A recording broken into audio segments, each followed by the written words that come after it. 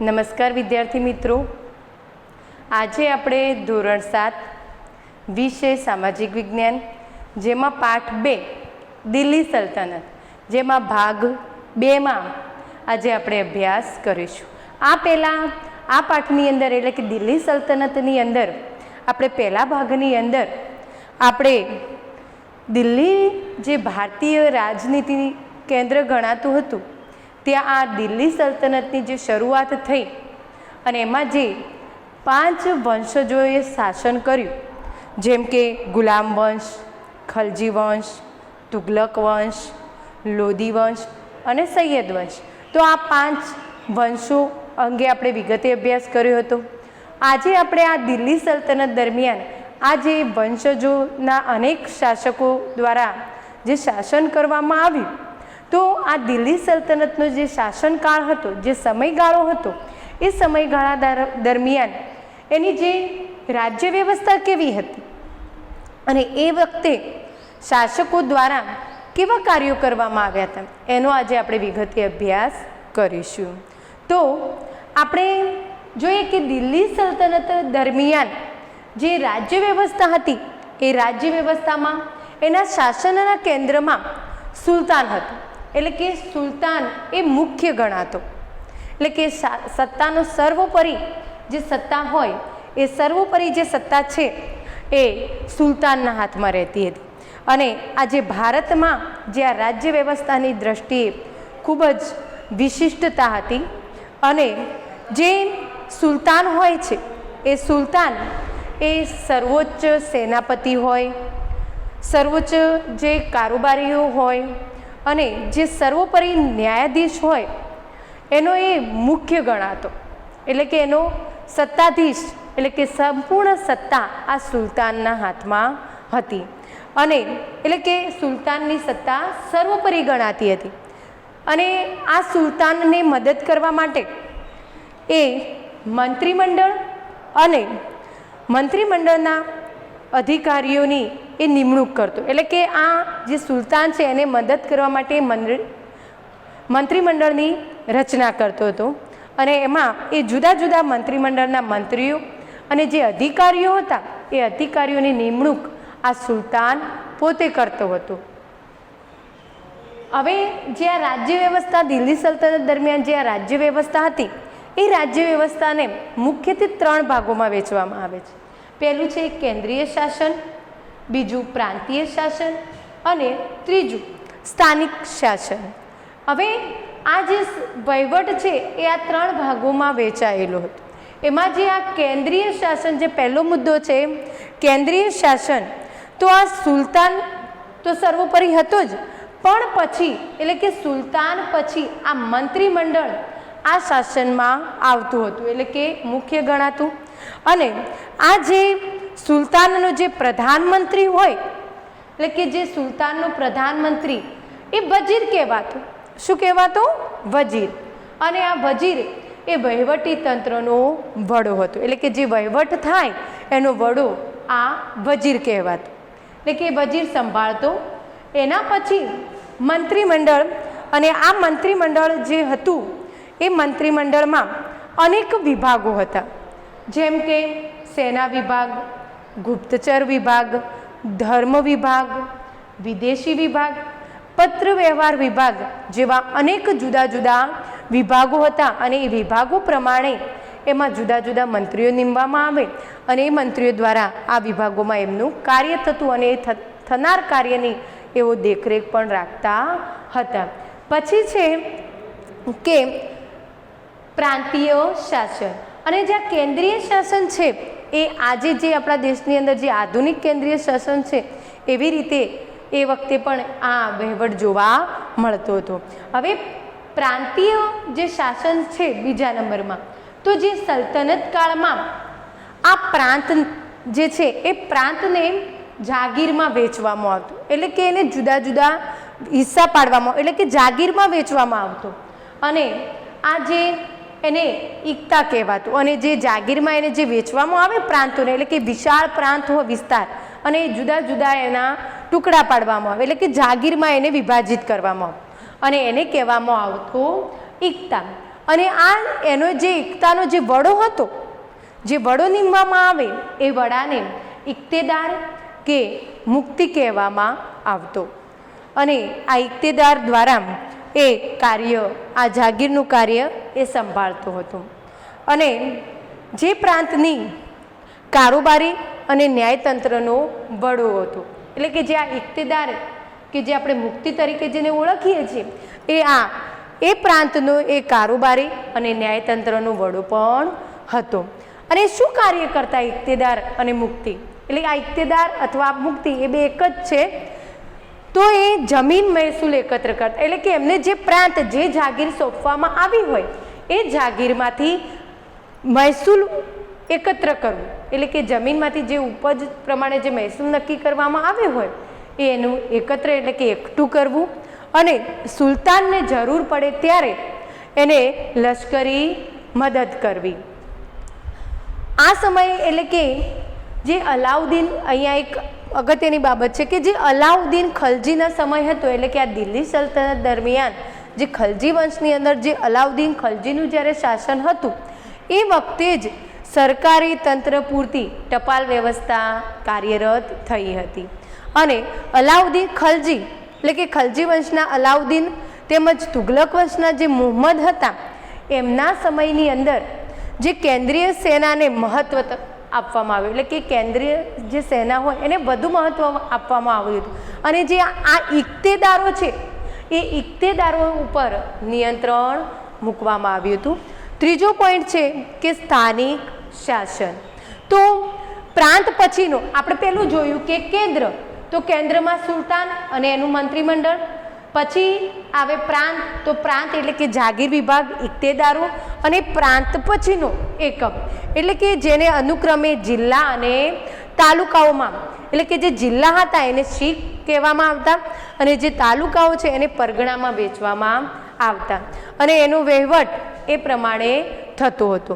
એમાં જે ગામનો વહીવટ જે છે એ ગામનો વહીવટ મુકી કે મુકદ્દમ કરતો, અને જેને પરવારી અને કારકુન મદદ કરતા, એટલે કે જ્યાં ગામનો મુખી હોય એ મુખીના વહીવટમાં મદદ કરવા માટે પરવારી અને કારકુનો હતા. તો આ રીતે આપણે જોયું કે જે દિલ્હી સલ્તનત દરમિયાનની જે રાજ્ય વ્યવસ્થા હતી એ રાજ્ય વ્યવસ્થાના 3 ભાગ હતા, જેમાં કેન્દ્રીય શાસન, પ્રાંતીય શાસન અને સ્થાનિક શાસન. એટલે કે હાલ આપણે જોઈએ છીએ કેન્દ્રમાં આપણે શું આવે, આપણા ભારત દેશનો વહીવટ થતો હોય તો એ પણ આ રીતે, જેમ કે દિલ્હી, તો દિલ્હી પછી આપણા ગુજરાત રાજ્ય આવે, એટલે એ પ્રમાણે પ્રાંતીય શાસન થયું. અને પછી રાજ્યની અંદર પછી જિલ્લા અને તાલુકા, તો એ રીતે એ વખત જિલ્લા એટલે શીખ અને તાલુકા એટલે પરગણા. આ રીતે વિગતે એનો વહીવટ થતો, જેનો આપણે અભ્યાસ કર્યો. હવે જે દિલ્હી સલ્તનતનું જ્યારે શાસન હતું એ દરમિયાન શાસકોના એ સમયગાળા દરમિયાન એ શાસકો દ્વારા બાંધવામાં આવેલા કિલ્લાઓ અને અન્ય બાંધકામો અંગે આપણે અભ્યાસ કરીએ. તો કે ભારતમાં જ્યારે આ દિલ્હી સલ્તનત શરૂ થાય છે ત્યારે આ દિલ્હી સલ્તનત દરમિયાન ભારતની અંદર ભારતીય ઇસ્લામિક શૈલીના સ્થાપત્યોના નિર્માણની શરૂઆત થાય છે. કારણ કે દિલ્હી સલ્તનતમાં મુસ્લિમ શાસકો આવે છે, એટલે એમના જે સ્થાપત્યો હોય છે એ સ્થાપત્યો ઇસ્લામિક શૈલીના હોય છે. અને એની અંદર એમને અનેક કિલ્લાઓ, મસ્જિદો, મિનારાઓ, મકબરાઓ, બગીચાઓ, મકાનો, દરવાજો જેવા અનેક સ્થાપત્યોનું એમને નિર્માણ કરાવ્યું હતું. તો આ સ્થાપત્યોમાં આપણે અમુક શાસકોએ પોતાના શાસનકાળ દરમિયાન કયા સ્થાપત્યો બાંધાવ્યા એ અંગે આપણે જોઈએ. તો કે જે કુતુબુદ્દીન ઐબકનો જ્યારે સમય હતો, તો કુતુબુદ્દીન ઐબકના સમયના જે સ્થાપત્યો છે એની અંદર આપણે જોઈએ તો કે કુવત ઉલ ઇસ્લામ, એટલે કે આ મસ્જિદ છે અને એમને આ મસ્જિદ દિલ્હીમાં બંધાવી હતી. પછી ઢાઈ દિન કા જે ઝોપડા નામની જે મસ્જિદ છે એ મસ્જિદ અજમેરમાં બંધાઈ. અને કુતુબ મિનાર જે એક મિનારો છે એ આપણે આજે પણ જાણીએ છીએ કે દિલ્હીમાં સ્થિત છે, અને એનો એ મિનારો 5 માળનો છે. પણ કુતુબુદ્દીન જે ઐબક છે એને આ મિનારાની શરૂઆત કરી અને 1 માળનું નિર્માણ કરાવ્યું હતું, જ્યારે બાકીના 4 માળ એટલે કે જે 5 માળનું બાંધકામ જે છે એ પૂર્ણ ઇલ્તુમિશે કરાવ્યું હતું, એટલે કે જે કુતુબુદ્દીન ઐબકનો જમાઈ હતો. અને આ જે કુતુબ મિનાર છે એ કુતુબ મિનારનો જીર્ણોદ્ધાર એટલે કે એની અંદર સુધારા વધારા જે છે અથવા એની મરમ્મત એ ફિરોઝ શાહ તુગલક અને સિકંદર લોદીએ એમના સમયમાં કરાવી હતી. હવે આપણે જોઈએ કે ઇલ્તુમિશના સમયમાં તો કે હોજે શમ્મી, જુમા મસ્જિદ અને શમ્મી ઈદગાહ નામના સ્થાપત્યોનું નિર્માણ થયું હતું.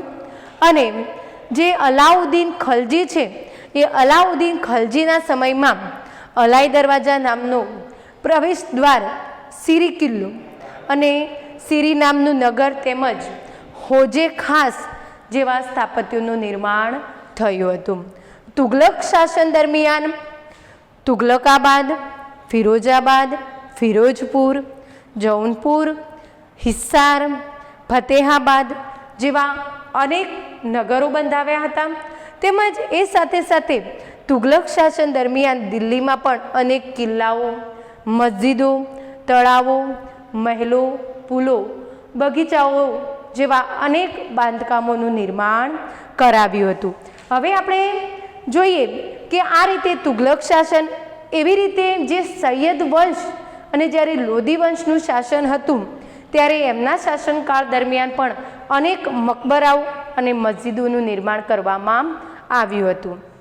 જેમ કે બંદે ખાનોનો જે ગુંબજ અને મોટની જે મસ્જિદ છે એ મસ્જિદ તેમજ બડા ગુંબજ અને શિહાબુદ્દીનનો જે મકબરો છે આ સ્થાપત્યોનું નિર્માણ સૈયદ વંશ અને લોધી વંશ દરમિયાન થયું હતું. તો વિદ્યાર્થી મિત્રો, આજે આપણે આ ભાગમાં આપણે જે રાજ્યની જે શાસન વ્યવસ્થા અને એ શાસન વ્યવસ્થા તેમજ આ દિલ્હી સલ્તનત દરમિયાન જે શાસકો આવ્યા એમના દ્વારા બાંધવામાં આવેલા અનેક બાંધકામો અંગે આપણે અભ્યાસ કર્યો. હવે આપણે આ પાઠમાં જોઈશું કે જે દિલ્હી સલ્તનત દરમિયાન જે શાસકો દિલ્હીની ગાદી એમને શાસન કર્યું એ સમયે ભારતની અંદર વિજયનગરનું જે સામ્રાજ્ય તેમજ બહમનીનું જે રાજ્ય હતું એ અંગે આપણે આજે અભ્યાસ એમાં કરીશું. તેમજ એનો છેલ્લો પોઈન્ટ આ દિલ્હી સલ્તનતનો અંત. તો આપણે જોઈએ કે તુગલક વંશના નિર્બળ જે સુલતાનોનો જે સમય શરૂ થાય છે દિલ્હી સલ્તનત દરમિયાન અને જેના કારણે દિલ્હી સલ્તનતના વિઘટનની પ્રક્રિયાઓનો પ્રારંભ થાય છે અને જેના કારણે પછી જે સૈયદ વંશ અને લોધી વંશ દરમિયાન આ વિઘટકની પ્રક્રિયા જે છે એ ખૂબ જ ઝડપી બને છે અને જેના કારણે જે આપણે જોયું હતું કે દિલ્હી ઉપર અનેક આક્રમણો થયા હતા, જેમાં તોમૂરનું જે આક્રમણ થાય છે એ કારણથી તો આ વિઘટકની એટલે કે દિલ્હી સલ્તનતની જે આ વિઘટકની પ્રક્રિયા છે એ દિલ્હી સલ્તનતની જે સત્તા છે એ વધુ નિર્બળ બને છે અને જેના કારણે આ બધી પરિસ્થિતિઓના કારણે ઉત્તર ભારત અને દક્ષિણ ભારતની અંદર અનેક સ્વતંત્ર રાજ્યો અસ્તિત્વમાં આવે, જેમાં એક વિજયનગર જે છે એનું સામ્રાજ્ય હોય છે, જેનો સમયગાળો ઈસવીસન 1206થી ઈસવીસન 1290. એટલે કે આ જે વિજયનગર સામ્રાજ્ય છે, આ વિજયનગર જે સામ્રાજ્યનું જે નિર્માણ એટલે કે એની સ્થાપના એ હરિહર રાય અને બુક્કારાય નામના જે બે ભાઈઓ હતા, જે સંગમ વંશના હતા. એ બે ભાઈઓએ તુંગભદ્રા નદીના કિનારે આ વિજયનગરની સ્થાપના કરી અને આ વિજયનગર જે છે એનું પ્રથમ નામ એમને પોતાના જે ગુરુસ્વામી હતા વિદ્યારણ્ય એમના નામ ઉપરથી એનું નામ વિદ્યાનગર રાખ્યું અને પછી જે આ વિજયનગરનું જે સામ્રાજ્ય હોય છે એમાં જે સમ્રાટો હોય છે એ સમ્રાટો જ્યારે લશ્કરી સફળતાઓ પ્રાપ્ત કરે છે એ લશ્કરી સફળતાઓના કારણે પછી એ પોતાનું આ જે વિદ્યાનગર નામ રાખ્યું હોય છે એની જગ્યાએ પાછળથી એનું નામ વિજયનગર એવું રાખવામાં આવે છે. અને આ જે વિજયનગર જે છે એ વિજયનગરની અંદર અનેક શાસક વંશોના શાસકોએ શાસન કર્યું. તો એમાં સંગમ વંશ, તો આપણે જોયું કે સંગમ વંશમાં હરિહર રાય ને બુક્કારાય, તેમજ સાલુ વંશ, તુલુવ વંશ, અરવિંદુ વંશ જેવા શાસકોએ એ શાસન કર્યું. હવે જે આ તુલુવ વંશની જે સ્થાપના થઈ અને આ તુલુવ વંશની અંદર કૃષ્ણદેવરાય નામના જે શાસક હતા એ આ તુલુવ વંશનો વિજયનગર સામ્રાજ્યનો સર્વશ્રેષ્ઠ શાસક સાબિત થયા. એટલે કે કૃષ્ણદેવરાય એ આ વિજયનગર સામ્રાજ્યની અંદર સર્વશ્રેષ્ઠ શાસક હતા. અને આ જે કૃષ્ણદેવરાય છે એમને પોતાનું જે મોટા ભાગનું જે જીવન હોય છે એ યુદ્ધો કરવામાં વિતાવ્યું હતું. છતાં પણ એમની જે ભૂમિકા છે, એમનું જે જીવન ભલે એ યુદ્ધભૂમિ ઉપર વીત્યું હોય, છતાં એમને વહીવટી તંત્રની ક્યારેય ઉપેક્ષા કરી નહોતી. એટલે કે એના ઉપર ધ્યાન ન આપ્યું હોય, એની જવાબદારીઓ ન નિભાવી હોય એવું બન્યું નહોતું. અને રાજ્યમાં એમને અનેક તળાવો, નહેરો ખોદાવી અને જેના કારણે ખેતીવાડીને સમૃદ્ધ બનાવી હતી. આ સાથે એમને કૃષ્ણદેવરાય છે એમને પોતાના શાસનકાળમાં જે રાજ્યની અંદર અયોગ્ય વેરા હતા એ અયોગ્ય વેરાઓ નાબૂદ કરાવ્યા હતા. અને તેમને સંસ્કૃત અને તેલુગુ ભાષામાં ગ્રંથો લખ્યા હતા. એટલે કે જે કૃષ્ણદેવરાય છે એમને આ સાહિત્ય પ્રત્યે ખૂબ જ લગાવ અને રસ હોય છે. અને કૃષ્ણદેવરાયે પોતાના શાસનકાળ દરમિયાન આ વિજયનગરની અંદર અનેક સ્થાપત્યો બંધાવ્યા, નગરો વસાવ્યા હતા. એમને વિજયનગરની પાસે જ નાગલપુર નામનું એક નગર વસાવ્યું હતું. અને તેમજ અનેક મંદિરો પણ એમને ઇમારતો અને અનેક મંદિરોનું પણ નિર્માણ કરાવ્યું હતું અને મંદિરોને શણગારાવ્યા હતા.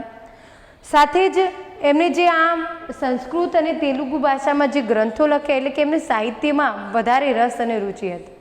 અને તેના કારણે એમને સાહિત્યને વધુ, એમના સમયમાં એમને સાહિત્યને વધુ ઉત્તેજન આપ્યું, જેના કારણે એ આંધ્રના ભોજ કહેવાતા હતા. એટલે કે તે આંધ્રના ભોજ તરીકે પ્રસિદ્ધ થયા. આ સાથે હવે જ્યારે આ કૃષ્ણદેવરાય જે છે એ કૃષ્ણદેવરાયનું જ્યારે અવસાન થાય છે, એમના અવસાન બાદ જે આ વિજયનગરનું જે સામ્રાજ્ય હોય છે એ સામ્રાજ્યની અંદર રાજ્યમાં આંતરિક સંઘર્ષો અને કાવતરા શરૂ થાય છે સત્તા મેળવવા માટે.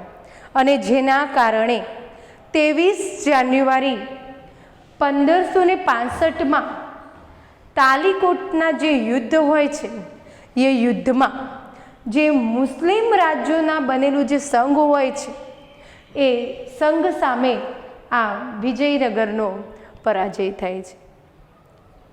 હવે આપણે જોઈશું બહમનીનું રાજ્ય.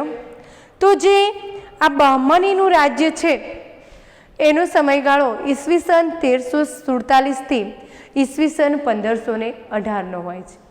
અને જે આ બહમની રાજ્યની સ્થાપના જે તુગલક વંશનું જે સમયગાળા દિલ્હી સલ્તનતની અંદર જ્યારે તુગલક વંશનું શાસન હતું એ સમયે આ બહમની રાજ્યની સત્તા સ્થપાઈ હતી દક્ષિણની અંદર, જે ઈસવીસન 1347 એટલે કે ભારતના દક્ષિણ ભાગમાં.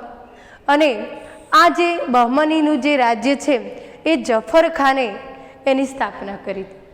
અને આ જફર ખાન જે છે એ જફર ખાન અલાઉદ્દીન બહમન શાહ નામ ધારણ કરી અને આ બહમની રાજ્યની અંદર શાસન કરે છે.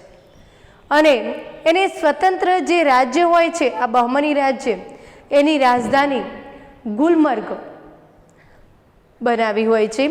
અને આ બહમની રાજ્યની અંદર અહમદ શાહ, મુહમ્મદ શાહ ત્રીજો જેવા શાસકોએ પણ શાસન કર્યું હોય છે. હવે જે મુહમ્મદ શાહ ત્રીજો હોય છે, એ મુહમ્મદ શાહ ત્રીજાએ જે ગુલમર્ગથી જે રાજધાની, જે આ અલાઉદ્દીન બહમને જે બહમની રાજ્યની રાજધાની જે ગુલમર્ગ રાખી હોય છે, એ ગુલમર્ગથી એને ખસેડી એ બીડર બનાવે છે મુહમ્મદ શાહ. હવે મુહમ્મદ શાહનો જે વજીર એટલે કે મહમૂદ ગવા, આ મહમૂદ ગવા એ જેણે સક્ષમ વહીવટી તંત્ર રચ્યું, એટલે કે એમના પછી જે આ વજીર મહમૂદ ગવા આવે છે, એ આ બહમની રાજ્યનું જે વહીવટી તંત્ર હોય છે એને વધુ મજબૂત બનાવે છે. અને મુહમ્મદ શાહ ત્રીજાના સમયમાં આ બહમનીની સત્તા જે હોય છે એ વધુ મજબૂત બની હોય છે. પરંતુ જ્યારે મહમૂદ ગવાનો વજીર એટલે કે કાસિમ બરીદ, અને આ કાસિમ બરીદ જ્યારે સત્તા એના હાથમાં આવે છે, એટલે કે એના સમયમાં આ બહમની રાજ્યના સામ્રાજ્યનો અંત આવે છે. અને જેના કારણે જે આ બહમની સમગ્ર વિશાળ સામ્રાજ્ય હતું, એ આ સમગ્ર સામ્રાજ્ય બીજાપુર, અહમદનગર, ગોલકોંડા, બીડર અને બરાર નામના જે 5 સ્વતંત્ર રાજ્યમાં વિભક્ત થઈ જાય છે. અને આમ પછી અહીંયા આપણે છેલ્લો પોઈન્ટ છે કે દિલ્હી સલ્તનતનો અંત. તો આપણે જ્યારે દિલ્હી સલ્તનતના શાસકો અંગે જ્યારે આપણે અભ્યાસ કરતા હતા કે તુગલક, ગુલામ વંશ, ખલજી વંશ, તુગલક વંશ, સૈયદ વંશ અને લોધી વંશ, તો આ રીતે જ્યારે પાંચમો આપણે છેલ્લો વંશ જોયો હતો લોધી વંશ, તો આ રીતે જ્યારે આમ દિલ્હી સલ્તનતની શરૂઆત જે 1526 દરમિયાન, એટલે કે આ દિલ્હી સલ્તનત 1206 થી 1526 દરમિયાન આ ભારતના દિલ્હી ઉપર આ દિલ્હી સલ્તનત સ્થપાયું હતું, શાસનકર્તાઓએ શાસન કર્યું. પરંતુ છેલ્લે જે આ 320 વર્ષનું જે આખું આ દિલ્હી સલ્તનતનું જે શાસનકાળ હતો એ 320 વર્ષ હતું. અને જ્યારે ઇબ્રાહિમ લોધીનું જ્યારે પાણીપતના યુદ્ધમાં બાબર સાથે જે સામનો થાય છે, અને આ યુદ્ધની અંદર આ ઇબ્રાહિમ લોધીની હાર થાય છે, અને આ રીતે દિલ્હી સલ્તનતનો અંત થાય છે. તો વિદ્યાર્થી મિત્રો, આપણે આ પાઠ 2ના ભાગ 2ની અંદર દિલ્હી સલ્તનતમાં આપણે ભાગ 2ની અંદર અભ્યાસ કર્યો કે એની રાજ્ય વ્યવસ્થા કેવી હતી, એ વખતે એ શાસનકર્તાઓએ કેવી રીતે અનેક કિલ્લાઓ અને બાંધકામો બંધાવ્યા હતા. સાથે સાથે આ દિલ્હી સલ્તનતના શાસનકાળ દરમિયાન ભારતની અંદર જે વિજયનગરનું સામ્રાજ્ય અને બહમની રાજ્યનું શાસન હતું એ અંગે, અને અંતે દિલ્હી સલ્તનતનો અંત કેવી રીતે આવ્યો એ અંગે આપણે વિગતે અભ્યાસ કર્યો.